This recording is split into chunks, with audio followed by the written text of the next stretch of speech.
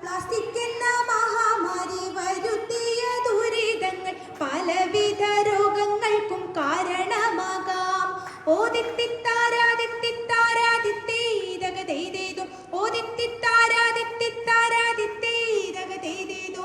ഓടതോട് പുഴകളും മലിനമാകാതെ ഇനി ശുദ്ധജലം കേരളത്തിൽ ലഭിച്ചിടണം.